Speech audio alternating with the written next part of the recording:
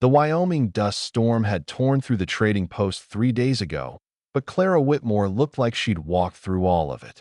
Every step she took toward that weathered door felt like dragging her soul through broken glass. She stood 6 feet and 2 inches tall, towering over most men, but tonight she'd never felt smaller. Her husband Thomas had been dead exactly 14 days, and she hadn't eaten for the last 3.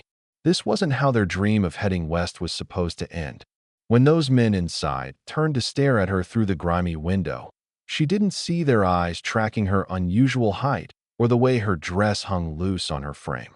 She only saw shelter, maybe work, maybe just one night where she didn't have to sleep with one eye open.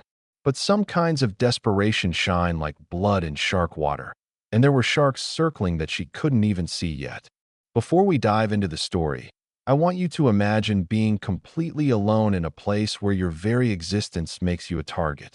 If this touches something in your heart, click the like button and subscribe to the channel so you don't miss more powerful stories of survival and unexpected redemption.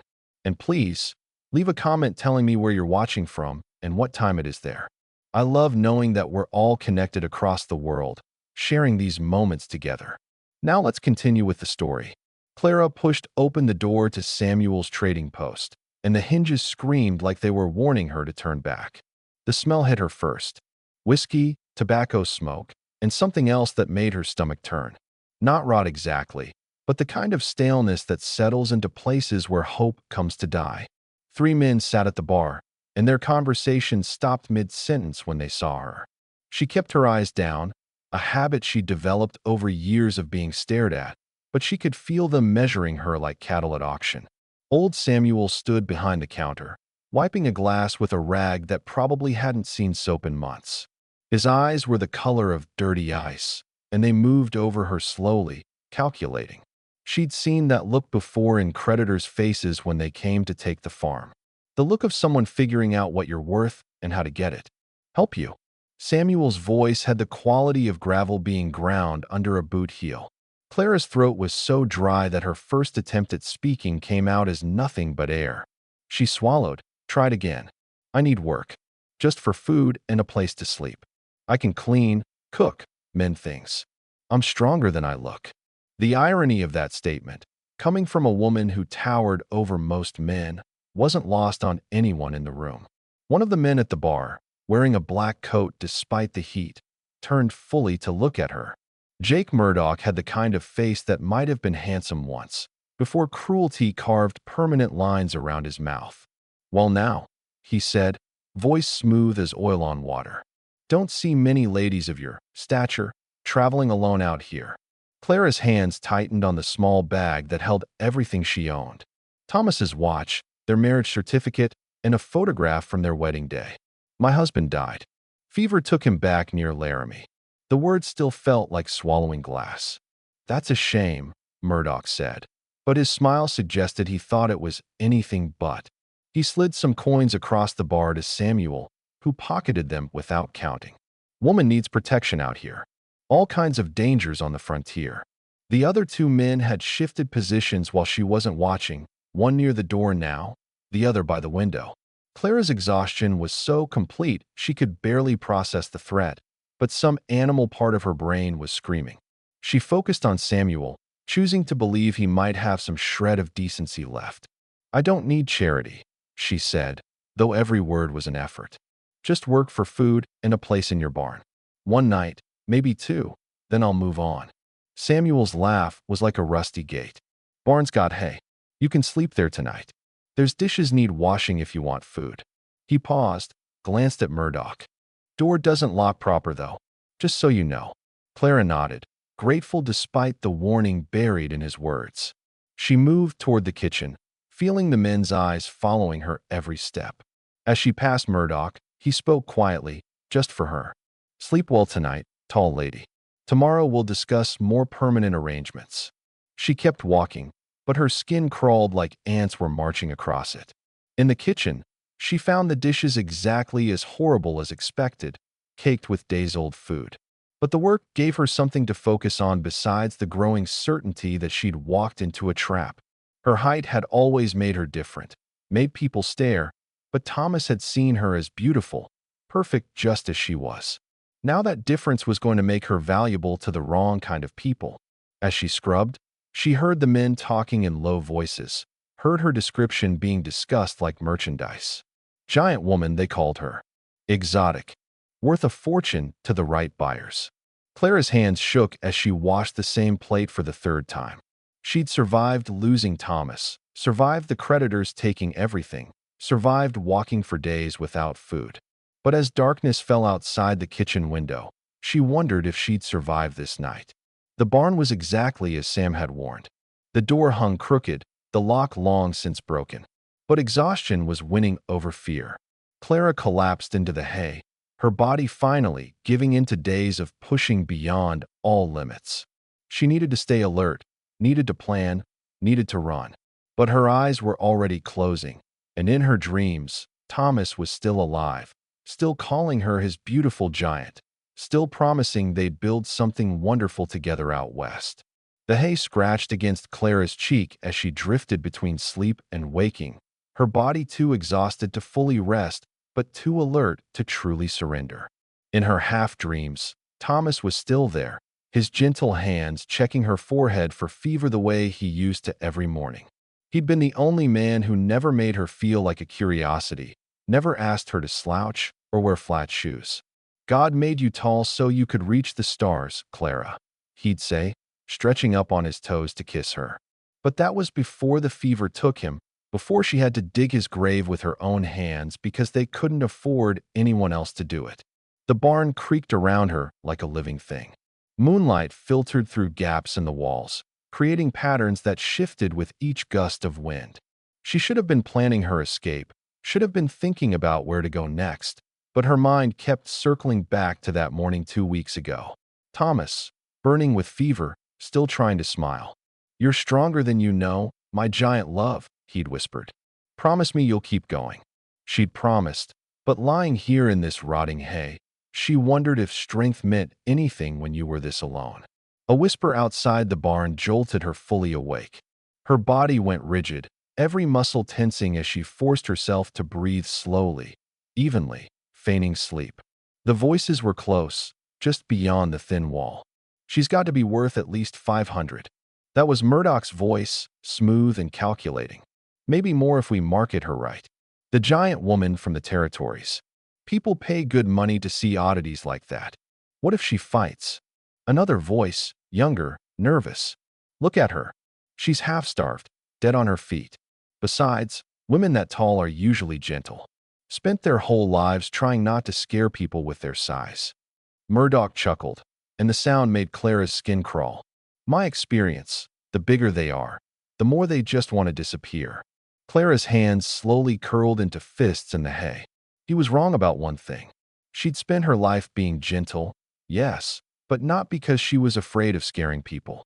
She'd been gentle because Thomas had loved that about her, because her mother had taught her that strength without kindness was just another form of weakness. But Thomas was gone, and kindness wouldn't save her now. "Samuel says she asked about heading to California." The nervous voice continued. "Says she might have family there. She's not going to California." Murdoch's certainty was absolute. "She's going wherever I sell her to. There's a man in Denver runs a traveling show. He'd pay premium for something like her. Or maybe those brothers in San Francisco, the ones who like unusual women for their special houses." Clara's stomach turned. She'd heard whispers about such places, where women disappeared and never came back. Her height, the very thing that had made her self-conscious her whole life, was now marking her as a commodity. She thought of Thomas, how he'd run his fingers through her hair and tell her she was perfect. The memory gave her strength, but also a sharp pain that threatened to break her focus. "When do we take her?" A third voice now, gravelly and impatient. "Let her sleep a bit more. Exhausted prey doesn't run as far." Murdoch's voice was moving away now. "We'll come back in an hour. Jake, you watch the front. Tommy, circle around back in case she tries to rabbit. She's too tall to hide easy, so even if she runs, we'll spot her quick enough." Their footsteps faded, but Clara knew they hadn't gone far. She could feel them out there, circling like wolves. Her mind raced through options. The barn had a back wall with loose boards. She'd noticed them earlier. But beyond that was open ground for at least 50 yards before the canyon. Her height would make her visible, an easy target in the moonlight. Still, staying meant certain capture. She thought of the wedding photograph in her bag. Thomas looking up at her with such pride, such love. "You're stronger than you know," he'd said. Maybe it was time to find out if that was true. Moving carefully, silently, Clara gathered her meager belongings. Her dress caught on the hay, making a sound that seemed deafening in the silence. She froze, waiting, but no alarm was raised. The loose boards were where she remembered, and she began working them free, splinters driving into her palms.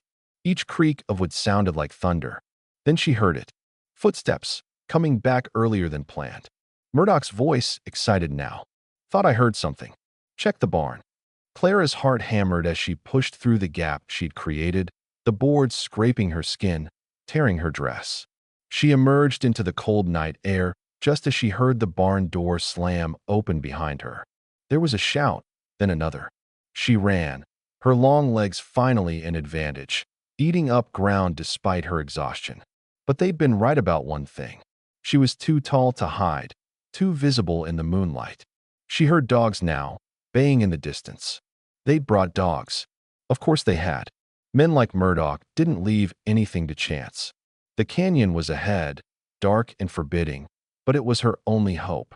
She plunged into its shadows, stones cutting through her worn shoes, branches catching at her hair. Behind her, the dogs were getting closer. She could hear the men calling to each other, coordinating, surrounding. This was what being hunted felt like. This was what animals felt in their last moments. But Clara wasn't just any animal. She was a woman who'd survived losing everything, who'd walked for days without food, who'd promised her dying husband she'd keep going. She pressed herself against a rock face, trying to make her tall frame small, trying to disappear into the stone itself. The dogs were almost on her now. She could hear their panting, smell their wet fur. This was it. This was where her story would end. Sold to the highest bidder, another woman disappeared into the darkness of the frontier. Then, cutting through the night like salvation itself, came the crack of a rifle. The dogs yelped and scattered.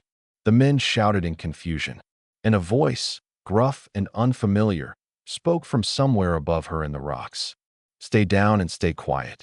Clara pressed herself harder against the cold rock, feeling every ridge dig into her spine as another rifle shot cracked through the darkness.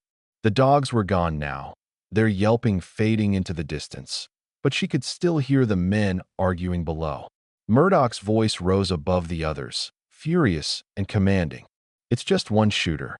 Spread out and flush them both out." Footsteps scattered in different directions.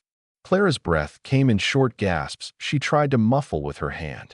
Above her, she heard the subtle sound of someone reloading, the metallic click barely audible over her pounding heart. Whoever this stranger was, he'd just made himself a target too. For her. She couldn't understand why anyone would take that risk. "I know you're up there," Murdoch called out, his voice echoing off the canyon walls. "This ain't your business, friend. We're just collecting what's ours. The woman's under contract." The voice from above spoke again, low enough that only Clara could hear. "When I start shooting again, you run deeper into the canyon. Don't stop, don't look back. Trail splits about 100 yards in. Go left." Clara wanted to protest, to ask who he was, why he was helping her, but footsteps were approaching her hiding spot. She could see the man's shadow stretching across the ground, growing larger. Her muscles tensed, ready to run, but her legs felt like water. 3 days without food had taken more from her than she'd realized. The rifle cracked again, and the approaching shadow jerked back with a curse. Clara didn't wait for another invitation. She pushed off from the rock and ran, her long legs carrying her deeper into the canyon's embrace. Behind her, gunfire erupted, the sharp reports echoing and multiplying until it sounded like a war had broken out. The trail split exactly where the stranger had said. She veered left, stumbling over loose rocks, her dress catching and tearing on thorns she couldn't see. The sounds of fighting grew more distant, but she didn't slow. Her lungs burned, Her vision blurred at the edges, but she kept moving. Thomas's voice seemed to whisper in her ear, "Keep going, my giant love. Keep going." She didn't know how far she'd run when her legs finally gave out. She collapsed behind a cluster of boulders, gasping for air that seemed too thin, too cold. Her hands were bleeding from a fall she didn't remember taking. The silence that surrounded her now was almost worse than the gunfire. Had the stranger survived? Had Murdoch's men killed him for interfering? Time passed, maybe minutes, maybe an hour. Clara couldn't tell. The moon had moved across the sky, casting new shadows, when she heard footsteps approaching. Slow, deliberate, with a slight drag on every other step. She grabbed a rock, knowing it was useless but needing something in her hands. "Easy there." The gruff voice from the rocks emerged from the darkness, attached to a man who looked like he'd been carved from the canyon itself. Weathered, scarred, with eyes that held too many stories. "They're gone.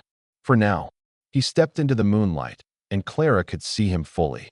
Not tall, not particularly broad, but something about the way he moved suggested violence barely contained. His left arm hung slightly wrong, an old injury that hadn't healed right. A badge glinted on his chest, though it was tarnished and bent. Bounty hunter, maybe, or lawman once upon a time. "Why?" The word came out as a croak from Clara's dry throat. "Why help me?" The man studied her for a long moment, taking in her unusual height even as she sat crumpled against the rocks. Something flickered across his face, there and gone too quick to read. "Heard them talking about selling you. Got particular feelings about men who sell women." He reached into his pack, pulled out a canteen, and tossed it to her. Clara caught it, her hands shaking as she unscrewed the cap.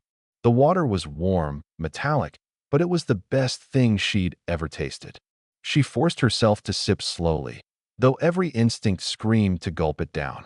"Name's Ben Hawthorne," he said, settling against a rock across from her, his rifle across his lap. "You got somewhere to go?" "California.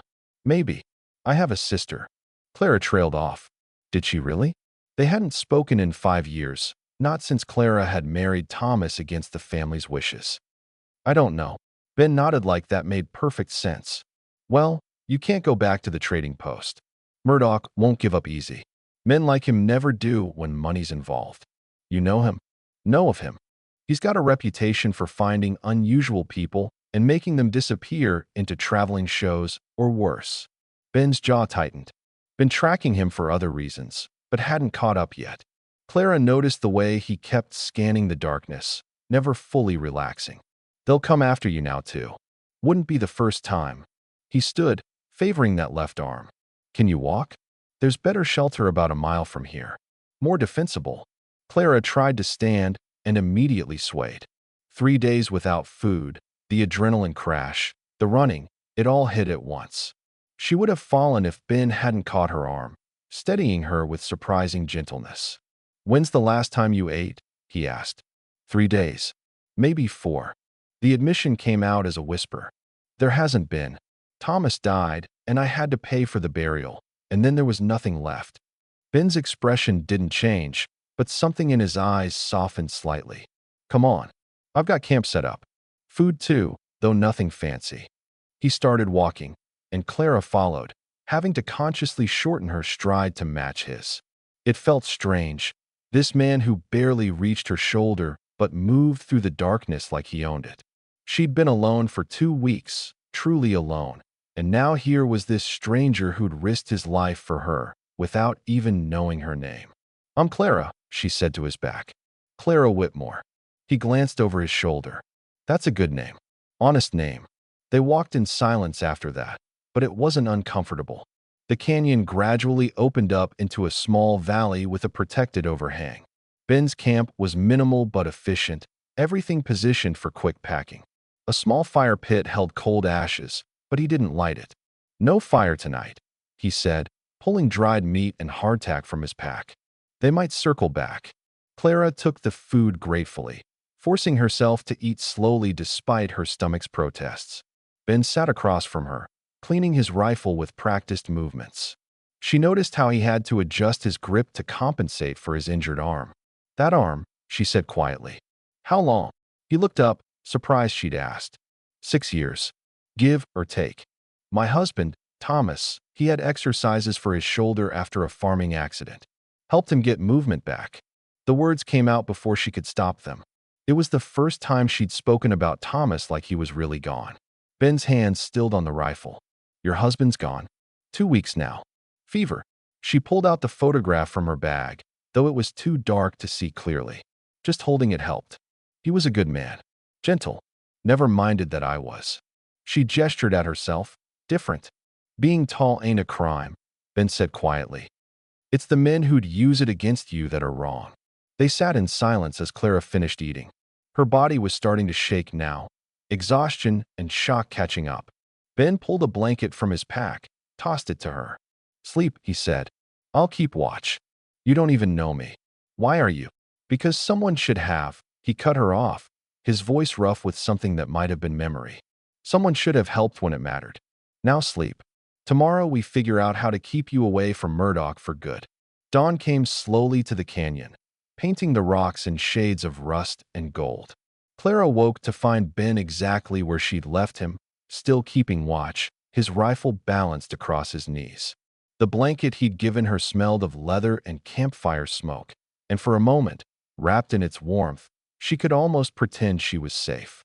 You didn't sleep, she said, sitting up slowly. Every muscle in her body protested. Caught a few minutes here and there. Ben's eyes never left the canyon entrance. Murdoch sent 2 men back around midnight. They didn't find the camp, but they're still looking. Clara pulled the blanket tighter around her shoulders. In the morning light, she could see Ben more clearly. The scar that ran from his left temple down to his jaw looked like something had tried to tear half his face off. His injured arm was held at an angle that suggested constant pain. This was a man who'd been broken and put himself back together with pure will. You said you were tracking Murdoch, Clara ventured. For other reasons. Ben was quiet for so long she thought he wouldn't answer. Then he reached into his vest pocket and pulled out a worn daguerreotype. The woman in the picture was small, delicate, with eyes that smiled even in the formal pose. Mary, my wife. His voice was flat, carefully emotionless. 3 years ago, she went to town for supplies. Never came back. Found out later a group of men had been through, taking women for the California trade. Murdoch's name kept coming up. Clara studied the photograph, then handed it back gently. Did you find her? No. The word held 3 years of searching, of hope dying slowly. But I found others. Sent them home when I could. Been following Murdoch's trail ever since. And your arm? Was that? First group I tried to stop. Wasn't as careful then. Thought righteousness was enough. He flexed his left hand, grimacing. Learned different. Clara watched him struggle to fold the blanket with his limited mobility. Without thinking, she moved closer and took it from him, their hands briefly touching. He jerked back like she'd burned him. I know you don't need help, Clara said quietly. But Thomas used to say that accepting help was just giving someone else the gift of being useful. And right now, I need to feel useful. Ben stared at her, something shifting in his expression. She could see him wrestling with years of self-sufficiency, of not letting anyone close enough to see his weakness.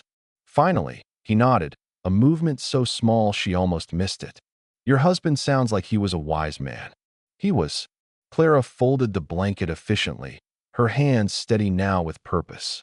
He had strong hands, but a gentle heart. Like you, I think. Ben snorted. Nothing gentle about me, ma'am. No? Then why risk your life for a stranger? Why keep searching for other women when you couldn't find your own? He didn't answer, but she saw the truth in the way his jaw tightened. This was a man running on guilt and rage, keeping himself moving because stopping would mean facing the weight of his loss. She recognized it because she was doing the same thing. Show me, she said suddenly. Your arm. Let me see. It's fine. It's not fine. You can barely hold your rifle steady. If Murdoch's men come back, you need to be able to shoot straight. She fixed him with a look that had once made Thomas call her his stern giant. I may not know how to shoot, but I know bodies. I helped Thomas, and before him, I helped my father when the plow crushed his shoulder. Ben hesitated, then slowly removed his coat and rolled up his sleeve. The arm beneath was a mess of scar tissue and misaligned muscle. Someone had set the bones, but badly, and the surrounding tissue had healed wrong. Clara bit back a gasp. How do you manage the pain? Whiskey when I can get it. Stubbornness when I can't. She touched the scarred skin gently, feeling the knots of damaged muscle, the places where the bone had healed at wrong angles. Ben went rigid but didn't pull away. There are exercises, she said. Stretches that could help. It won't fix everything, but it could give you more range of movement, less pain. She demonstrated on her own arm. Thomas did these every morning. See, slow circles, then resistance work. I don't have time for. A whistle echoed through the canyon, followed by another from a different direction. Ben was on his feet instantly, rifle raised despite his bad arm. They're trying to box us in, he said. We need to move. Now. Clara grabbed their few supplies while Ben studied the terrain. His whole demeanor had changed, from wounded man to predator in seconds. There's a river crossing about 5 miles north, he said. If we can reach it, we can lose them in the water. But it's open ground for the last mile. My height will make you a target, I know. He looked at her directly for the first time that morning. Can you trust me? It was an absurd question. She'd known this man less than 12 hours. But Clara thought of Mary's photograph, of the way Ben had kept searching even after hope was gone, of how he'd given her his only blanket. Yes. Then stay close and do exactly as I say. They moved through the canyon like ghosts, Ben leading them along paths Clara wouldn't have seen. Despite his injury, he moved with an economy of motion that spoke of years living rough. Several times he held up a hand, freezing in place, and Clara heard voices or footsteps pass nearby. The sun climbed higher, the heat building. Clara's dress, already torn and dirty, clung to her with sweat. Her height made it hard to duck under low-hanging rocks that Ben passed easily. But she kept going, driven by the knowledge that capture meant something worse than death. They were almost to the open ground when they heard horses. Ben pulled her behind a rock formation, pressing close. She could feel his heartbeat, rapid but controlled. Well. Murdoch's voice carried clearly. Ben Hawthorne. Should have known you'd be involved. Still looking for that pretty little wife of yours. Ben's whole body went rigid. Clara felt his hand move toward his gun. She screamed for you, you know, Murdoch continued, clearly trying to provoke a response. At the end, called your name over and over. It was a lie. It had to be. Murdoch was trying to make Ben angry, make him stupid. Clara grabbed Ben's gun hand, holding it still. She felt him trembling with rage, but he didn't pull away. That's right. Stay hidden like the coward you are, Murdoch called. Give us the giant woman, and you can go back to your useless searching. She's nothing to you. Ben turned to look at Clara. His eyes were full of murder, but also something else. A question. She squeezed his hand once, then let go. Whatever he decided, she'd accept it. He made his choice. Moving with deliberate precision, Ben raised his rifle. The shot, when it came, was perfect despite his damaged arm. Murdoch's hat flew off his head, the bullet passing close enough to part his hair. Next one goes through your skull, Ben called out. The woman's under my protection now. Come after her, and I'll finish what I started 3 years ago. There was silence, then the sound of horses retreating. But Clara knew it wasn't over. Men like Murdoch didn't give up. They just regrouped. You didn't have to do that, she said quietly. Make me your problem. Ben looked at her, and for the first time, she saw him almost smile. Ma'am, I've been looking for a problem worth having for 3 years. Besides, someone who knows how to fix broken things might be worth keeping around. The river crossing was a lie. Ben knew at the moment they reached the bank and saw fresh boot prints in the mud, deliberately placed where they'd see them. Murdoch had figured out their destination and gotten there first. The real trap wasn't the open ground they'd worried about. It was here, at the water's edge, where they'd thought they'd find safety. Back, Ben hissed, grabbing Clara's arm. But it was too late. Men emerged from the tree line on both sides, and this time there were more of them. Clara counted at least 8, including one wearing a sheriff's badge that caught the afternoon sun. Now this is interesting, the badge-wearing man said, his voice carrying the lazy authority of someone used to being obeyed. Ben Hawthorne protecting a woman. Haven't seen that in years. Ben positioned himself slightly in front of Clara, his rifle steady despite his bad arm. Deputy Morrison. Should have known you'd be in Murdoch's pocket. Sheriff Morrison now, the man corrected. Amazing how fast a man can rise when the right people disappear. Your wife's disappearance, for instance, created quite a vacancy in the moral authority department around here. Clara felt Ben go still in that dangerous way she was beginning to recognize. This wasn't just about her anymore. These men were connected to Mary's disappearance. You knew. Ben's voice was deadly quiet. You knew what happened to her. Morrison shrugged. I know lots of things. Like how this tall drink of water here is worth enough to set a man up comfortable for years. Murdoch's already got buyers lined up. Some folks in San Francisco particularly interested in a woman who can look a man in the eye without climbing on a chair. Clara's stomach turned.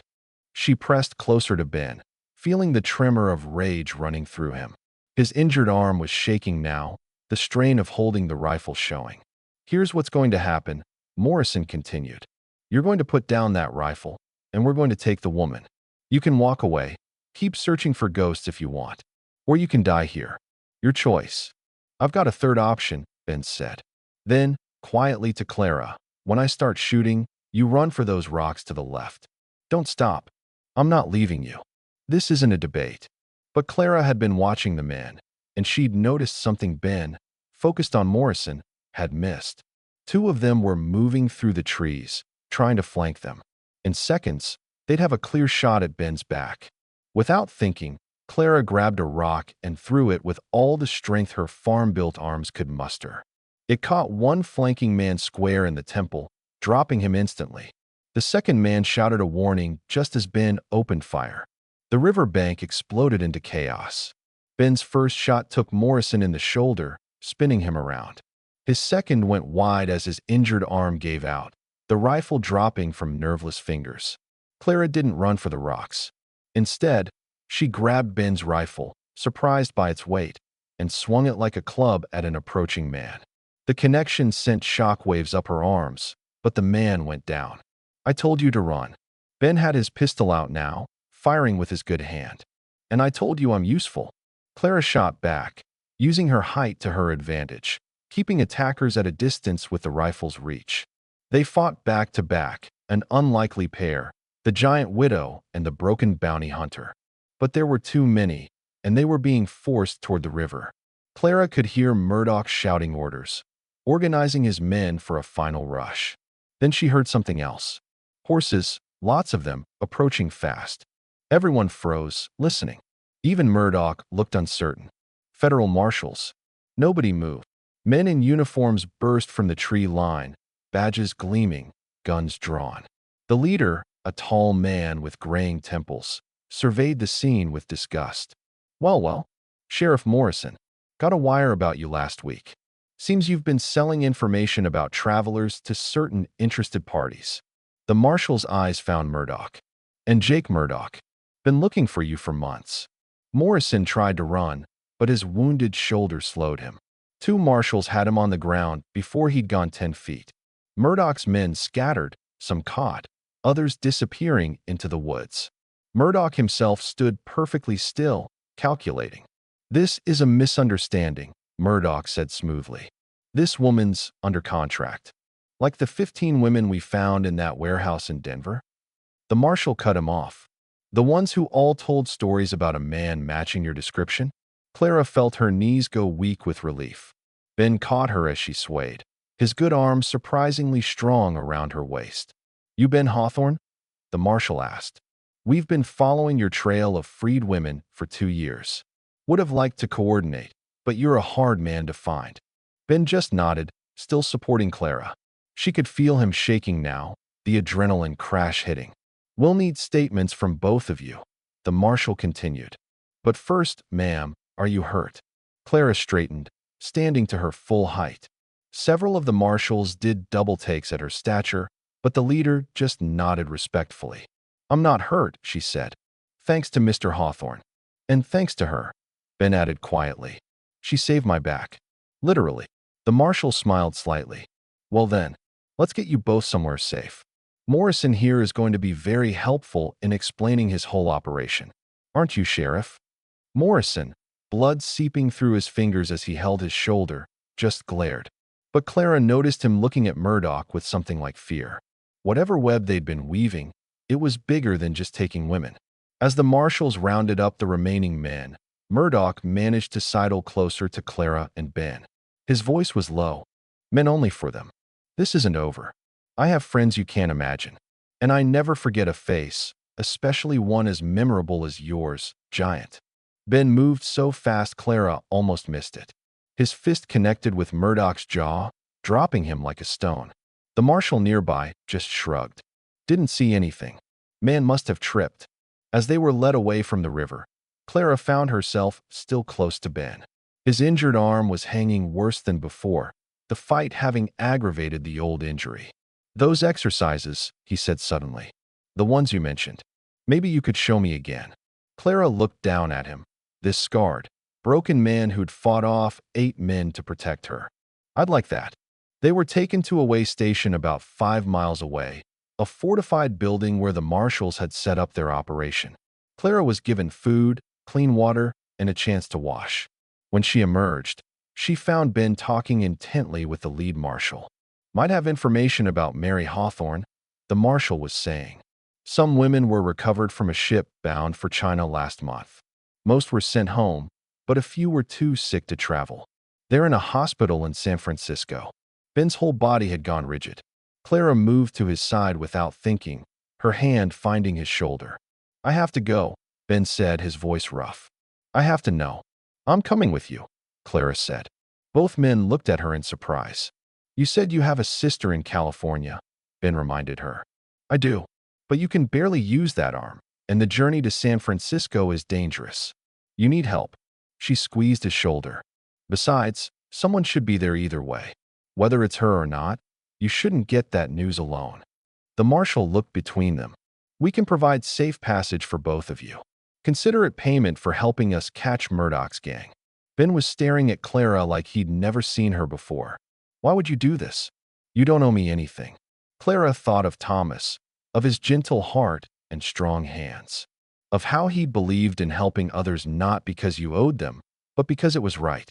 She thought of Ben giving her his blanket, fighting 8 men for a stranger, choosing her safety over his revenge.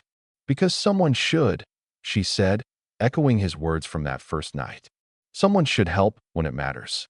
The storm hit 3 days into their journey to San Francisco, turning the sky black as charcoal and the air white with snow. The marshals' promised safe passage had gotten them as far as the mountain pass before the weather turned vicious. Now their guide was shouting something about finding shelter, his words torn away by wind that cut through Clara's coat like it was paper. Ben rode beside her, hunched against the cold, his injured arm tucked tight against his body. He'd been quiet since they'd left the way station, wrapped in thoughts of possibilities and fears about what they'd find in San Francisco. Clara didn't push. She understood the weight of hope too well, how it could crush you worse than despair. There, the guide pointed through the swirling snow. Old Homestead should hold against the storm. The cabin materialized from the white like something from a fairy tale, small and solid, with actual glass windows and a door that still hung true. Someone had loved this place once, built it to last. Now it stood empty, waiting. They barely got the horses into the lean-to before the storm became a wall of white. Inside, the cabin was freezing but dry.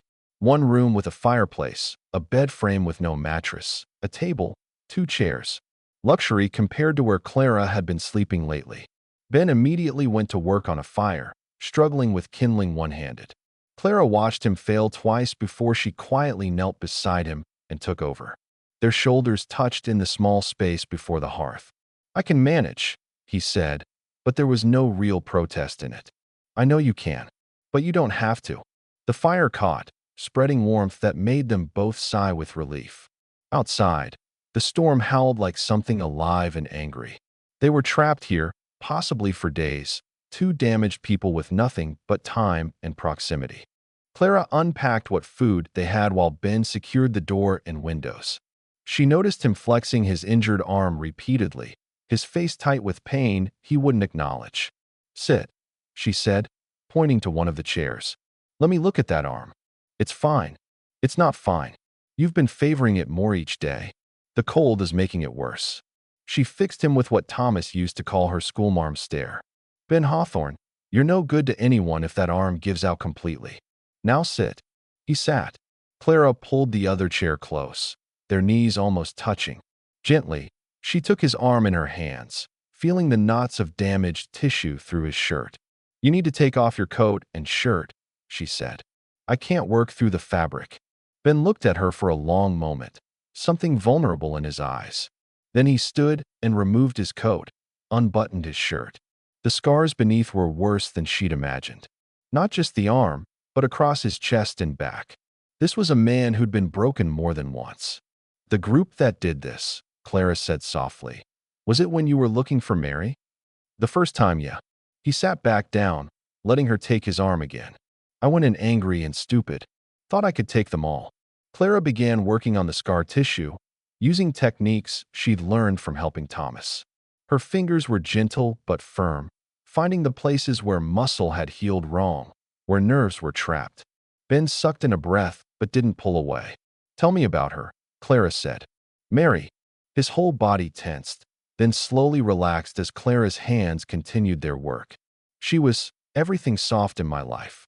Came from back east, educated. No idea what she was getting into marrying a bounty hunter. But she said she saw something in me worth saving. She was right. Ben looked up at her sharply. Clara met his gaze steadily. A man worth saving doesn't give up searching after 3 years. Doesn't risk his life for strangers. Doesn't keep freeing other women even when he can't find his own wife. I failed her, Ben said, his voice rough. I should have been there. Should have gone to town with her. Clara's hand stilled on his arm. My husband died of fever while I held his hand. I tried everything. Stayed awake for 3 days straight trying to keep him cool, trying to find medicine. He died anyway. Does that mean I failed him? That's different. Is it? She resumed her work on his arm, finding a particularly tight knot of scar tissue. We both lost someone we were supposed to protect. We both carry guilt that serves no purpose except to keep us from living. Ben was quiet for a long moment. Then, so soft she almost missed it. What if it's not her in San Francisco? What if I've been chasing a ghost? Then you'll know. And you can finally grieve properly instead of living in limbo. Clara moved to work on his shoulder, standing now, having to lean over him. Her height made the angle easier. What if it is her? Then she's been through hell for 3 years while I failed to find her. His voice cracked. How could she forgive that? Clara thought of Thomas. How he'd forgiven her for every imagined failing, every moment of self-doubt. Love forgives a lot more than we think it should. The storm rattled the windows, reminding them how isolated they were. The fire had warmed the small space, creating a bubble of safety in the white chaos outside. Clara realized how close she was standing to Ben, how intimate this position was. She started to step back, but his good hand caught hers. Don't, he said. Please. It's been 3 years since anyone touched me with kindness. Clara's heart broke a little at that admission. She resumed her work, slower now, conscious of how starved they both were for gentle human contact. Her husband had been dead only weeks, but it felt like a lifetime since she'd touched another person without fear or violence involved. There, she said finally. Try rotating it now. Ben moved his arm in a slow circle. His eyes widened. There's more range. Less pain. It'll take time and daily exercises, but it will get better. She moved back to her chair, suddenly aware of how flushed she felt. From the fire, surely. Thomas would have liked knowing his exercises helped someone else. Tell me about him. So she did. As the storm raged outside, Clara talked about Thomas's laugh, his terrible singing, his way of making her feel beautiful instead of awkward. How he'd stood up to her family when they said she'd never find a husband because of her height. How he'd loved her fiercely and gently all at once. He sounds like he was good for you, Ben said when she finished. He was. Just like Mary was good for you. Clara pulled out Thomas's photograph, showing it to Ben in the firelight. We were lucky to have them, even if it wasn't long enough. Ben studied the photograph, then pulled out his own of Mary. They sat in comfortable silence, 2 widowed souls sharing their ghosts. I'm scared, Ben admitted suddenly. Scared to hope it's her. Scared to find out it's not. Clara reached across the small space between them, taking his good hand in both of hers. Then be scared. But don't be scared alone. He turned his hand palm up, intertwining their fingers. They stayed like that as the fire burned lower and the storm gradually calmed. Not romantic. Not yet. Both too raw and recent with grief. But something. A connection. A promise that whatever waited in San Francisco, neither would face it alone. Clara, Ben said as drowsiness finally claimed them both. If it is her, if Mary's alive, that doesn't mean I'll forget what you've done. This kindness. I'm not being kind because I want something from you, Ben. I know. That's what makes it matter. The storm broke during the night, and morning brought crystalline air and blinding white snow. They'd have to dig out, tend the horses, continue to San Francisco. But for now, in this borrowed cabin with its dying fire, two broken people had found something neither expected. Not healing, not yet, but the possibility of it. And sometimes, possibility was enough.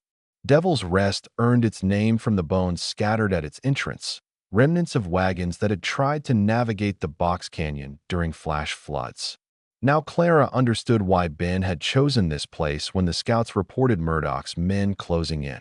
One way in, one way out, high walls on either side.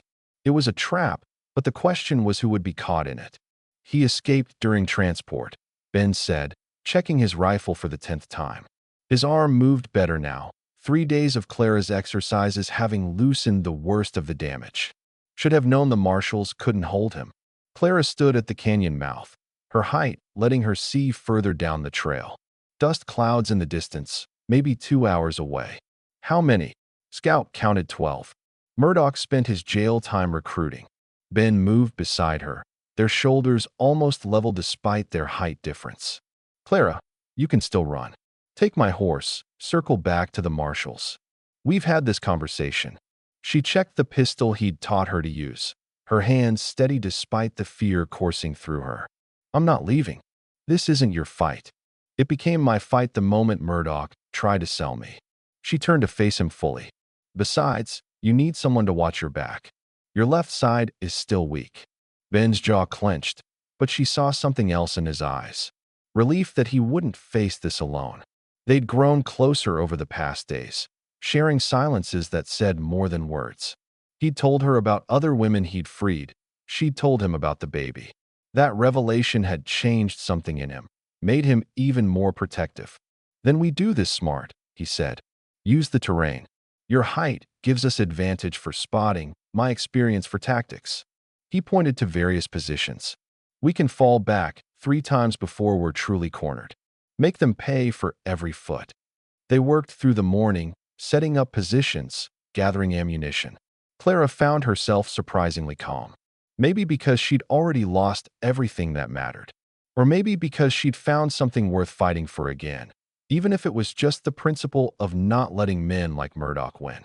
As the sun reached its peak, she asked the question that had been haunting her. What if we don't make it out? Ben was quiet for a moment. Then we take as many of them with us as we can. He paused. But Clara, if something happens to me, you run. Promise me. That baby deserves a chance. Ben, promise me. She thought of Thomas, of the promises she'd made to him. I promise to do what's necessary to protect this child. It wasn't the promise he'd asked for, but he seemed to understand it was all she could give. The first riders appeared an hour later. Murdoch himself led them, his face still bruised from Ben's punch. He stopped just outside rifle range, knowing exactly where the line was. Last chance, Hawthorne. Murdoch called out. Give me the woman and you walk away. Hell, I'll even tell you where to find your Mary. Ben went rigid beside Clara.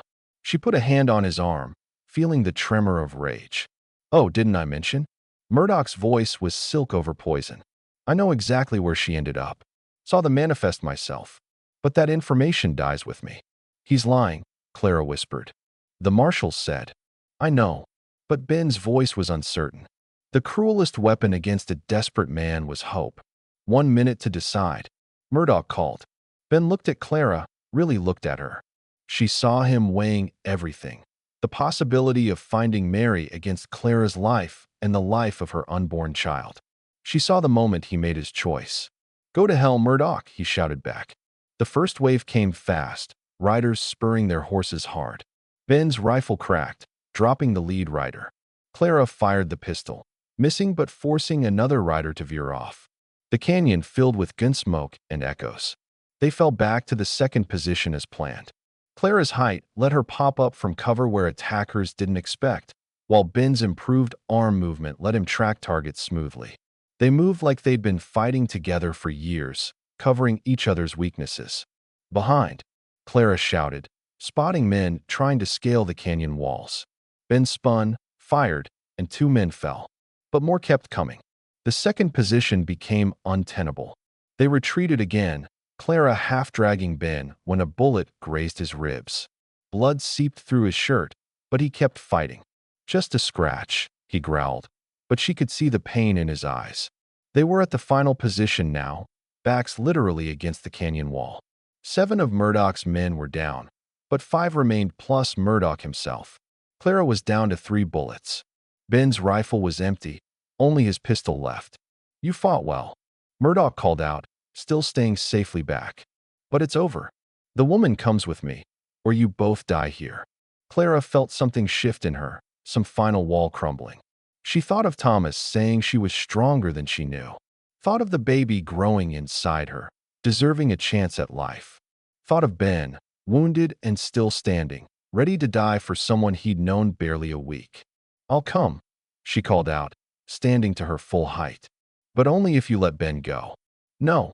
Ben grabbed for her, but she stepped out of reach. "It's okay," she said quietly. "This is me doing what's necessary." She walked toward Murdoch's position, each step measured.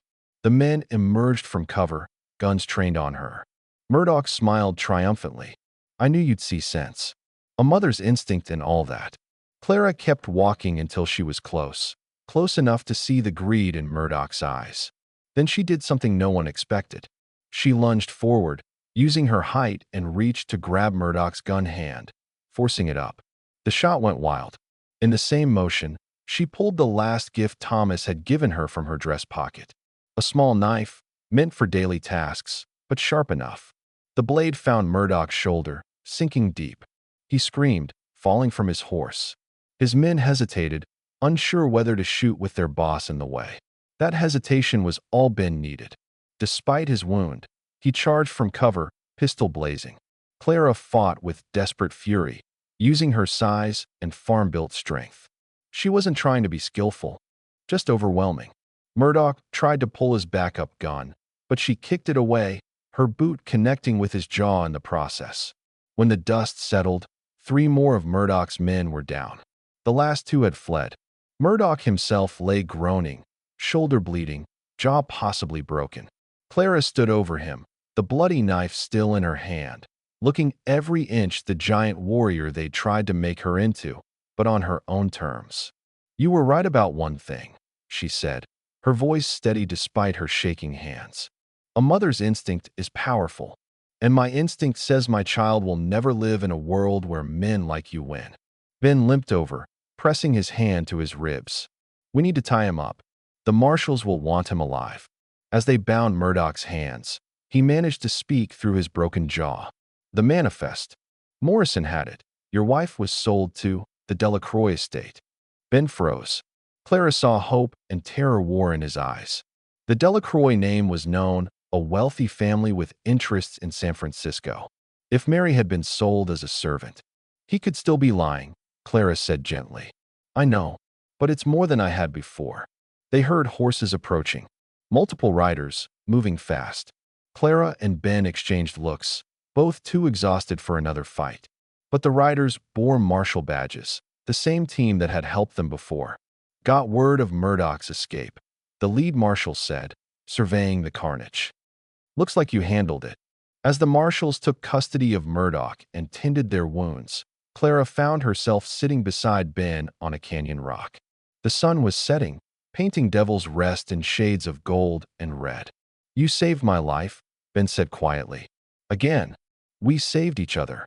She looked at her hands, still stained with Murdoch's blood. "I've never hurt anyone before. Not like that. You did what was necessary. For your child. For us." He paused. Clara, what Murdoch said about the Delacroix estate. We'll go together, she interrupted. To San Francisco. Whether it's the hospital or this estate, we'll find out the truth. Your sister can wait a bit longer. Clara turned to him. You didn't abandon me when Murdoch came. I won't abandon you now. The Delacroix estate rose from the San Francisco hills like something from another world, all white columns and gleaming windows, surrounded by gardens that probably cost more to maintain than most people saw in a lifetime. Clara had never felt more aware of her torn dress and rough appearance, or her towering height that made the delicate Chinese servants stare as they approached the main door. Ben walked beside her, his jaw set with determination, but she could see the tremor in his hands. 3 years of searching had led to this moment. The marshal's investigation had confirmed it. A woman matching Mary's description had been sold to the Delacroix family as a companion for the elderly matriarch. Whether she was still here, still alive, remained to be seen. The butler who answered the door looked them over with barely concealed disgust. Tradesmen used the back entrance. We're here about Mary Hawthorne, Ben said, his voice steady despite everything.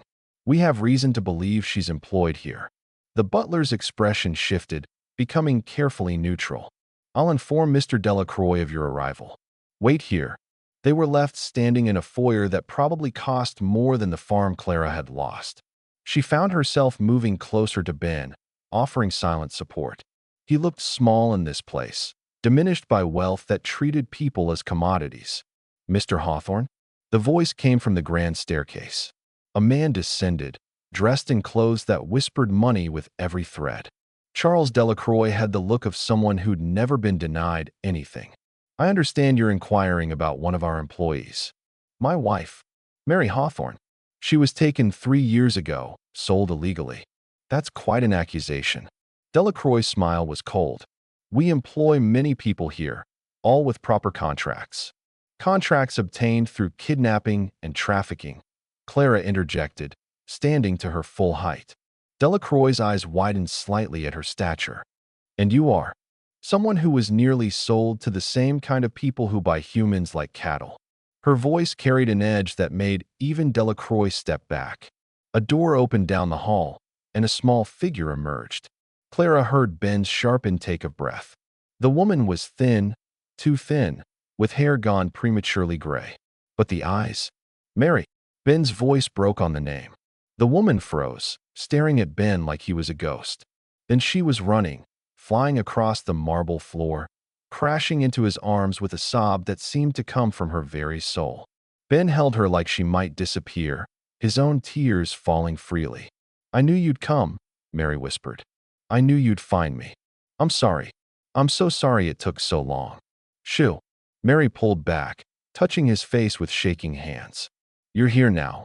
Clara stepped back, giving them space, but something was wrong. Delacroix was too calm, and she noticed servants moving to block the exits. Her hand went to the pistol at her hip, the one Ben had insisted she keep after Devil's Rest. How touching, Delacroix said. But I'm afraid there's been a misunderstanding. Mary has a contract, a debt to be paid. Whatever she owes, I'll pay it, Ben said, not letting go of Mary. $20,000. Delacroix smiled at their shocked expressions. Room, board, medical care for 3 years. It adds up. That's impossible, Ben started. Those are my terms. Pay, or she stays. Delacroix pulled out a whistle. Or I call the authorities and report a trespasser threatening my staff. Ben, Mary said urgently. There's something else. Morrison is here. Deputy Morrison. He's not really dead. He's been working with Delacroix, bringing them people. The door behind Delacroix opened, and Clara's blood went cold. Morrison walked in, his shoulder bandaged, but his smile intact. Beside him walked someone else, someone that made Clara's world tilt.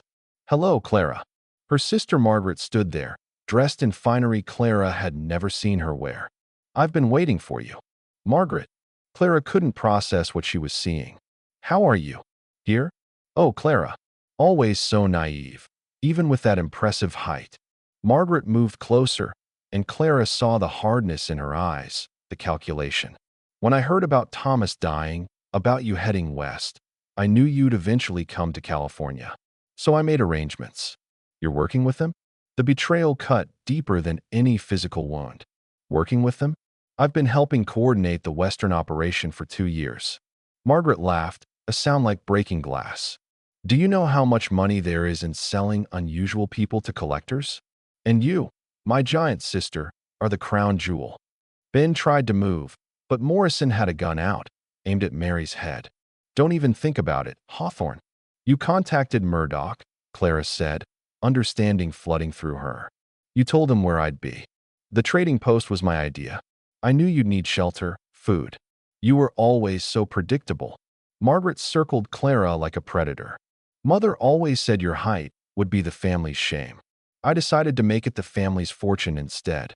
These people aren't family, Clara said, her voice steady despite her breaking heart. Thomas was family. Ben and Mary are more family than you ever were. Margaret's face twisted. Touching. But sentiment doesn't pay bills. She nodded to Morrison. Take them all. The Hawthorne woman goes back to service. Her husband can work the docks until he dies. And Clara, well, I have a special buyer lined up. Someone who collects tall women specifically. Like hell, Clara growled. Everything happened at once. Clara grabbed the ornate vase from the pedestal beside her, throwing it at Morrison's gun hand. His shot went wide, shattering a window. Ben pushed Mary behind a column and drew his own weapon. The room erupted in chaos. But they were outnumbered. Servants appeared with clubs and ropes. Morrison, despite his injured shoulder, was a good shot. They were being surrounded, pressed back toward the wall. Then the front door exploded inward. Federal marshals flooded in, the same team that had helped them before. But more of them. The lead marshal had his gun trained on Delacroix. Charles Delacroix, you're under arrest for human trafficking, kidnapping, and conspiracy. This is preposterous. Delacroix sputtered. I have connections. Had connections. Morrison here has been very helpful. Didn't know we had him in custody, did you? The one at Devil's Rest was actually Marshal Stevens, undercover. Morrison's been singing like a bird for 2 weeks, giving us names, dates, everything. Clara looked at Morrison in shock. His face had gone white. You said if I cooperated, you'd get a reduced sentence, not freedom. The marshal smiled grimly. 20 years instead of life. Margaret tried to run, but Clara's long reach caught her arm. For a moment, they stood face to face, sister to sister. You were going to sell me, Clara said quietly. Your own blood. You were always too tall, too different, too much, Margaret spat. At least this way, you'd have been useful. Clara could have hit her, could have used her strength, her size, to hurt this woman who'd betrayed her so completely. Instead, she just let go, stepping back. You're right. I am different. I am too much. Too much love, too much loyalty, too much hope. She looked at Ben and Mary, holding each other, then touched her belly where Thomas's child grew. And I wouldn't change any of it. The marshals took Margaret away, along with Delacroix and his conspirators. The estate would be seized, the victims found and freed. It was over, or at least this part was. Later, sitting in the marshal's office while paperwork was processed, Clara watched Ben and Mary. They sat close together, relearning each other's faces, sharing 3 years of pain in whispered words. Mary was free, truly free. You did this, Ben said suddenly, looking at Clara. If you hadn't come with me, hadn't fought beside me, you would have found another way, Clara said. You never gave up. Mary stood, crossing to Clara despite her obvious exhaustion. She had to crane her neck to look up at Clara's face, but her eyes were fierce with gratitude. Ben told me what you did, how you protected him, helped him. Mary took Clara's hands. I can never repay that. There's nothing to repay. He saved me first. Clara squeezed Mary's small hands gently. You both deserve your happiness. What about yours? Mary asked. Ben said you lost your husband, that you're alone. Not alone, Clara corrected, touching her belly. And not without purpose. She looked toward the window, where San Francisco sprawled toward the bay. There are other women out there, trapped like you were. Other families torn apart. Maybe that's my purpose now. The warehouse on the San Francisco docks smelled of salt and rotting fish, but underneath was something worse. Fear. Desperation. The kind of hopelessness that settled into places where people were kept like cargo. Clara stood in the shadows, watching the building where intelligence suggested Murdoch's remaining network was holding 12 women awaiting transport to buyers overseas. You sure about this? Ben asked from beside her. His arm was fully healed now, 2 months of Clara's exercises having restored most of its function. Mary stood on his other side, small but fierce, insisting on being part of this final mission. The marshals said Murdoch escaped again during transfer, Clara replied, checking the rifle Ben had taught her to use properly. This is his last major holding. He'll be here. She was different now than the exhausted widow who'd stumbled into that trading post months ago. Still tall, still standing out wherever she went, but no longer apologizing for it. The baby was showing now, a gentle curve beneath the modified dress Mary had sewn for her. Thomas's child, growing strong. Remember the plan, Marshal Thompson said, approaching with his team. We go in fast, secure the women first. Murdoch is secondary to saving lives. But Clara knew Murdoch wouldn't let it be that simple. He'd lost everything because of her, because of them. A man like that didn't just disappear. He came for revenge. They moved at midnight, when the dock workers were gone and the fog rolled thick off the bay. Clara's height let her see over the fog bank, spotting the guards before they saw the marshal's team. Silent signals, quick takedowns. They were at the warehouse door before any alarm was raised. Inside was worse than Clara had imagined. Cages, actual cages, with women huddled inside. Some barely more than girls, others older, all with that hollow look of people who'd given up hope. Clara's rage built cold and steady.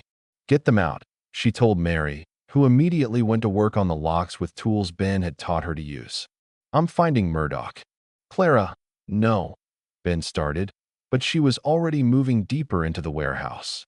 She found him in an office overlooking the floor, watching his empire crumble through dirty windows. He turned when she entered, and she saw madness had taken root where greed used to live. The giant widow, he said, his voice eerily calm. You cost me everything. You cost yourself everything when you decided people were property. He laughed, a sound like breaking bones. People have always been property. I just admitted it. He pulled out a gun, but his hand shook. You should have let me take you that first night. Would have saved everyone trouble. I wasn't put on this earth to make your life easy. The gun steadied. No, but you'll leave it making mine satisfying. Clara saw his finger tighten on the trigger and dove sideways, her height making her a bigger target, but also giving her longer reach. The bullet passed where her head had been. Before he could fire again, she was on him, using every bit of strength those years of farm work had built. They crashed through the office window onto the warehouse floor. Murdoch was vicious but smaller, older, and Clara had something he didn't. She had something to fight for beyond herself. The baby, Ben and Mary, all those women in cages. She wasn't just fighting for survival anymore, but for a future worth living. Murdoch pulled a knife, slashing at her. It caught her arm, drawing blood, but she didn't let go. She thought of Thomas, gentle Thomas who'd never hurt anyone, and knew he'd understand what she had to do. Using her height and leverage, she drove Murdoch back toward the cages where the women could see everything. Look at them, she growled, forcing him to face the women Mary was freeing. Look at what you did. Merchandise, he spat. Nothing more. One of the women, barely 18, stood up in her opened cage. I have a name, she said quietly. Sarah. My name is Sarah. I'm Catherine, another said, standing despite her obvious fear. One by one, they stood, they spoke their names. Not merchandise, not property, people. Murdoch tried to look away, but Clara held him firm, making him see what he'd tried to erase. You're done, Clara said. It's over. Not quite.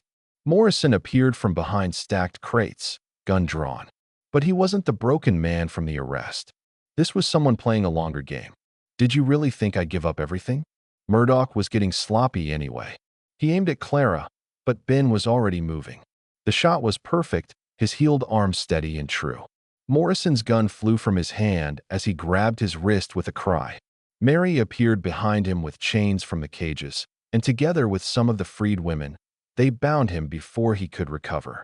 The real Morrison is dead. The false Morrison admitted as marshals surrounded him. Has been for 2 years. I just took his place, his badge. Made everything easier. Who are you really? Marshal Thompson demanded. The man laughed. Does it matter? I'm just one tentacle of something bigger. Cut me off, 10 more grow back. Then we'll keep cutting, Clara said, standing to her full height, blood running down her arm, but stance unwavering. Every time you grow back, we'll be there. Every woman you try to take, every family you try to destroy, we'll be there. Murdoch made one last desperate move, pulling a hidden derringer from his boot. But the freed women were on him before he could aim. Years of rage and fear transformed into action. They didn't kill him, but when they were done, he wouldn't be hurting anyone again. As the marshals took both men away and medics tended the wounded, Clara found herself surrounded by the freed women. Some crying, some silent, all looking at her with a mixture of awe and gratitude. You're free, she told them. Really free. The marshals will help you get home or wherever you want to go. What about you? Sarah asked. Where will you go? Clara looked at Ben and Mary, who stood together but had left space beside them, space that had somehow become hers. She thought of Thomas, of his dream of building something in the West. Not the same dream anymore, but maybe something better. I think I'll stay here, she said. Help other women who need finding. Make sure men like Murdoch never get a foothold again. We'll help, Mary said firmly. Ben's good at tracking. I'm good with locks and planning. And you? She smiled up at Clara. You're good at being impossible to ignore. Clara laughed, the first real laugh since Thomas died. Is that what we're calling it? Among other things, Ben said. Hero works too. I'm not a hero. I'm just tall and stubborn. Sometimes that's what heroism looks like, one of the freed women said. Later, after statements were given and the women were safe in protective custody, Clara stood on the dock watching the sun rise over San Francisco Bay. Her arm was bandaged, her body exhausted, but she felt something she hadn't experienced since Thomas's death. Peace. Not happiness. Not yet. That would take time. But peace. Ben approached, limping slightly from the fight.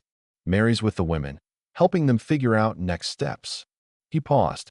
Clara, what you did in there, making him see them as people. They were always people.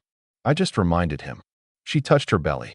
This child will grow up in a world where that never needs reminding. That's a big goal. Good thing I'm big enough to handle it. Ben smiled, a real smile that transformed his scarred face. Thomas was right. You are stronger than you know. We all are, Clara said, thinking of Mary surviving 3 years of captivity, of Ben never giving up, of those women standing up in their cages to speak their names. We just need the right moment to prove it. A ship's horn sounded in the distance, and Clara watched it head for open ocean. Once, she might have wondered about escape, about running somewhere her height didn't make her different. Now she stood tall, visible, unashamed. Let them look. Let them see what a giant widow could become when she stopped trying to disappear. The homestead sat 15 miles outside San Francisco, close enough to the city for their work, but far enough for peace. It wasn't much yet, just a cabin barely bigger than the one where Clara and Ben had weathered the storm, but it was theirs. The three of them had pooled their resources, the reward money from capturing Murdoch's network, and bought this piece of future. Clara stood in what would be the garden, her hands deep in soil, teaching it to accept new life. 6 months along now, her pregnancy obvious despite her height. The baby moved constantly, strong like Thomas had been, stubborn like her.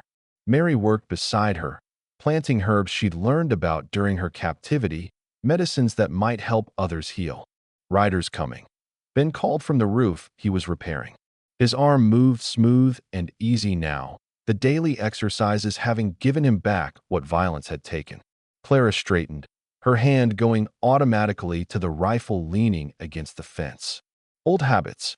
But Ben's voice held no alarm, and as the riders got closer, she saw why. 3 women, travel-worn but smiling, led by Sarah, the young woman from the warehouse. Miss Clara, Sarah called out, sliding from her horse with obvious relief.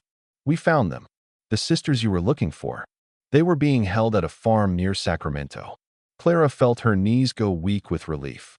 The Patterson sisters, taken 6 months before Clara's own ordeal, had been the first case she'd taken on after deciding to help find missing women. She'd feared they were gone forever. Are they? Mary started. Alive. Scared. But alive. Sarah's face darkened. The men holding them won't be troubling anyone again. Clara didn't ask for details. Sarah had become something of a force herself after her rescue, leading what she called recovery missions with other freed women. They had their own methods of justice, and Clara found she didn't disagree with them. Bring them here first, Clara said. Let them rest before we figure out next steps. As Sarah and her companions tended their horses, Ben climbed down from the roof. That's 14 successful recoveries in 3 months, he said quietly. Word spreading. We're making a difference. We're making enemies too, Mary pointed out, ever practical. There was another letter from Margaret. Clara's sister had avoided prison but lost everything else. Her letters came monthly, full of venom and blame. Clara had stopped reading them, but Mary insisted on checking them for threats they needed to take seriously. Let her write, Clara said. Words can't hurt us anymore. That evening, they sat around the table Ben had built, sharing dinner with Sarah's team. The Patterson sisters huddled together in the corner, not ready to trust yet, but eating the soup Mary had made with obvious hunger. Clara watched them, remembering her own first night of freedom, how strange kindness had felt after expecting only cruelty. There's something else, Sarah said quietly. We heard rumors. About a place up north. Someone's gathering unusual people again. Not for selling this time. For something else. Exhibition, one of her companions added. Like a permanent show. They're calling it the Human Oddities Museum. Clara felt her jaw clench. It never ended. Cut off one head, 2 more grew. But looking around the table, at these fierce women who'd transformed trauma into purpose, she also felt hope. Then we'll stop them, she said simply. Just like we stopped Murdoch. It's bigger than Murdoch, Sarah warned. They say it has government backing, legitimate business fronts. Then we'll be smarter. Ben knows the law. Mary knows locks and buildings. I know how to make people uncomfortable enough to pay attention. Clara stood, her height filling the room. And we have something they don't. We have each other. A knock at the door interrupted them. Everyone tensed, hands moving to weapons. But the voice that called out was familiar. Clara? It's Marshal Thompson. Not here officially. She opened the door to find the marshal holding a bundle of papers and looking uncharacteristically nervous. What is it? Ben asked, moving protectively closer to Mary. 2 things. First, Murdoch's dead. Killed in prison. The other inmates. Well, they have strong feelings about men who traffic women. Clara felt nothing. No satisfaction, no regret. Murdoch had become something less than human to her. A problem solved rather than a person lost. And the second thing? Thompson held out the papers. The federal government wants to hire you. All 3 of you. Official capacity as investigators specializing in human trafficking cases. He paused. The pay is good, and you'd have real authority. Badges, resources, backing. Clara looked at Ben and Mary. They'd talked about this possibility, but having it offered was different. It would mean legitimacy, but also restriction. Rules to follow, bureaucracy to navigate. We need time to think, Clara said. Of course. But Clara. Thompson's voice softened. Your work has been noticed at the highest levels. There are people who want to support what you're doing. Don't let pride keep you from accepting help. After he left, they sat in silence. The Patterson sisters had fallen asleep by the fire, exhausted by their ordeal. Sarah and her team were bedding down in the barn, ready to ride out tomorrow on another mission. It would make things easier, Mary said finally. Having official standing. It would also make us targets, Ben countered. Official investigators can be tracked, predicted. Clara stood and walked to the window, looking out at the land they were building on. In the distance, she could see the lights of San Francisco, the city that had nearly destroyed her but ultimately given her purpose. We take it, she said finally, but on our terms. We work with them, not for them. And we keep doing things our way when necessary. The Clara Whitmore way? Ben asked with a slight smile. The right way, she corrected. the way Thomas would be proud of. That night, unable to sleep, Clara walked out to the small grave they'd made at the edge of the property. Not Thomas's actual grave, that was back in Wyoming, but a memorial, a place to talk to him. She knelt awkwardly, her pregnancy making everything difficult. "We did it, my love," she whispered. "Not the life we planned, but maybe the life we were meant to have. Your child will be born into a world where people fight back against the darkness, where being different isn't a weakness, but a strength." The wind rustled through the grass, and for a moment, she could almost hear Thomas's voice, telling her he was proud, that she was his giant love, reaching for stars. Movement behind her made her turn. Ben and Mary stood there, not intruding, but offering presents. "Couldn't sleep either?" Mary asked. "Too much future to think about," Clara admitted. Ben helped her stand, his healed arms strong and steady. "Whatever comes, we face it together. All of us," Mary added, touching Clara's belly. "This little one will have quite the family." Clara thought of Sarah and her warriors, the marshals who'd become allies, the women they'd saved who now saved others. Family indeed, strange and chosen and fierce. As they walked back to the cabin, Clara no longer hunched to hide her height. She stood tall, visible in the moonlight, a giant among regular folks. But now she knew the truth. They were all giants in their own way, all capable of impossible things when they stopped trying to disappear. The baby kicked, strong and insistent, and Clara smiled. Thomas's child would never know a world where being different meant being less than. They were building something new out here in the California hills, something worth protecting. "Tomorrow we write Thompson," she said. "Accept his offer, and then we get back to work." "Saving people?" Mary asked. "Teaching them to save themselves," Clara corrected. The cabin door closed behind them, shutting out the night, but not the future. There would be more fights, more losses, more moments of doubt. But there would also be victories, rescues, and reunions. Lives saved, families restored, chains broken. And somewhere, Clara liked to think, Thomas was watching his giant love change the world, one impossible rescue at a time. The sun would rise soon on their new beginning. Clara would tend her garden, Ben would finish the roof, Mary would teach the Patterson sisters to pick locks and pick hope. Sarah would ride out to fight darkness wherever it hid. And deep in Clara's womb, a child would grow strong, preparing to be born into a world their parents were actively making better. It wasn't the ending Clara had imagined when she'd stumbled into that trading post, desperate and broken. It was better, because she'd learned the truth about being different, about standing tall when the world wanted you to shrink. You didn't do it alone. You found your people, your tribe, your family. And together, you became impossible to ignore. The giant widow had found her place to sleep at last. Not just a place to rest, but a place to dream, to build, to fight. A place where her height was a watchtower instead of a target. A place where broken people came to heal and then turned that healing into hope for others. This was her story's ending, but it was also just the beginning. Tomorrow there would be new women to find, new villains to stop, new impossible things to make possible. But tonight, surrounded by chosen family, carrying Thomas's legacy beneath her heart, Clara Whitmore finally felt what she'd been searching for since that terrible day he died. Home, purpose, peace, and the absolute certainty that being different wasn't something to hide from, but something to stand up and claim. All 6 feet and 2 inches of it.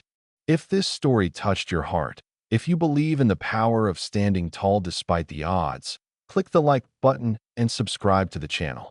Tomorrow brings another powerful story of survival and redemption. And remember, sometimes the very thing that makes you different is the thing that makes you strong.